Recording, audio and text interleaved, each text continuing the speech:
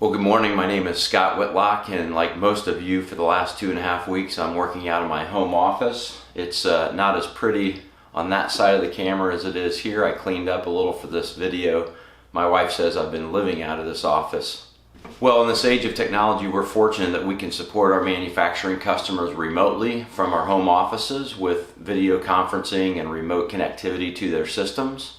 We find our customers in 4 really unique situations right now. The first is that they may have a chance to take a look at current systems, do an evaluation, do an inventory, and maybe make some upgrades even right now during this interesting time that we're in.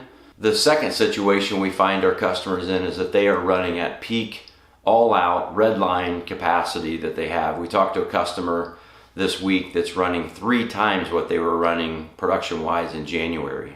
For those customers that are running at that peak capacity right now, we have the ability to come alongside them either remotely or potentially even in the plant to help with automation engineering, troubleshooting, data reports that can help them stay at that capacity, maybe even squeak out a little bit more production during this crazy time.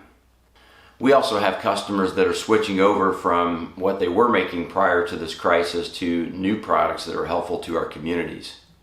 In that case where they're switching over, we also have the ability to help those customers remotely or even put engineering resources to work in their plants, helping them with those changeovers.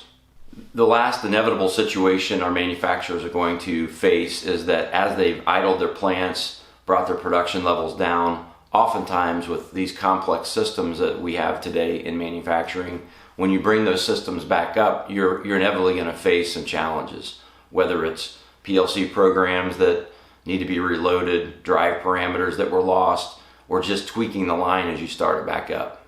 While this is a crazy time that we're in right now, our American manufacturing capacity, skill, innovation is going to help us get through this crisis.